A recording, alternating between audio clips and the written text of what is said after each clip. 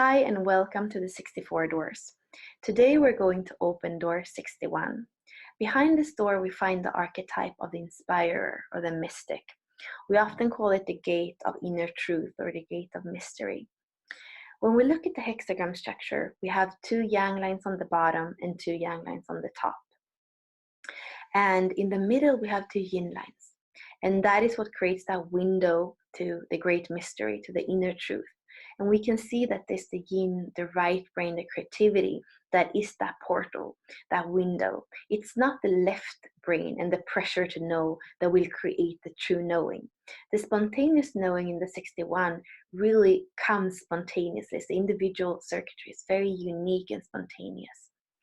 When we look at the body graph, the 61 comes down from the head center and meets the harmonic gate, the 24 from the ajna. And they create the channel of awareness, the design of a thinker. And in the shadow frequency, we have the 24 that is addiction and the 61 that is psychosis. And we can see how these two shadows are very present in humanity right now and how they kind of go around and around, the pressure to know and figure out things. And then the addictions of like doing the same things, although they don't work, we kind of go into these patterns. And we also know that 70% of the population has an open head center. And that is when we speak about the open centers, that's where the risk of conditioning and the pressure from the outside is bigger. So that we actually take in, so it's not only our own questions that we're trying to figure out. And even, the energy that can lead to patterns and addictions is also things that come in from the outside and they get filtered through us. So that's also why it's important to come back to our core stability, to our definition, and live from that centered place, so that we are less influenced by what's outside.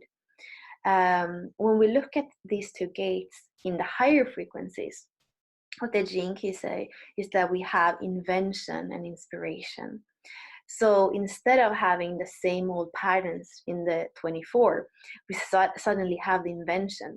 We have new things coming through, and we have inspiration and creativity in the 61. And how does this happen? How does this shift happen? So with the Gene Keys, what we say is that we usually just need a pause and to become aware of what's going on. So when we pause, we can become aware of that pressure to like asking why and wanting to figure out and wanting to be sure and wanting to be certain that can come through that 61.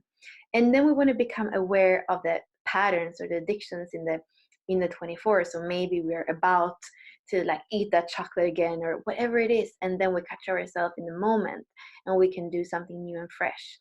So through the pausing, we become aware and we can choose something different.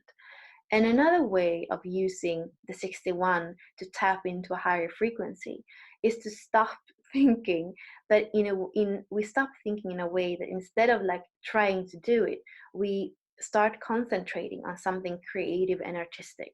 So it could be painting, it could be singing, it could be music, anything where the right side of the brain is more involved.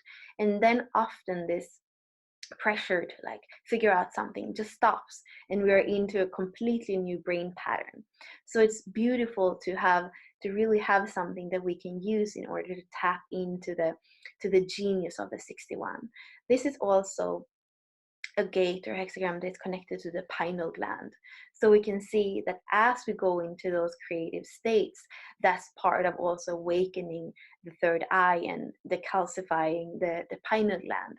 And there is really a direct connection. It has to do with this channeling, because we have the 61st gate that is in the middle of the head center, and it is the pineal gland, and it is like the portal to channel a knowing that is multidimensional, that is bigger than ourselves. They can't really be explained in a human logic way, but that is just there. So it can be, you could say it's occult, you could say it's shamanic, you could say it's multidimensional.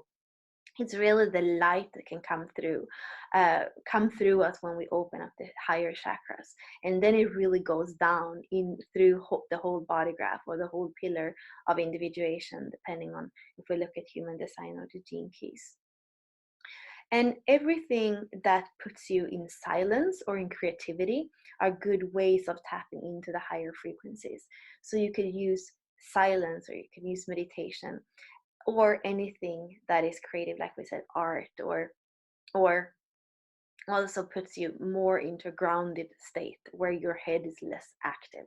All those things are very, very good for us to tap into the higher frequency of both gates. And we could say something about the programming partner, which is the 62, the shadow of intellect. So you can see how, again, we have this, it really tells us the 62 is also in the head center. And it tells us about how dangerous it is to only live from the mind, leaving out the rest of who we are. And in the higher frequencies, that 62 is really precise, and it even has to do with light.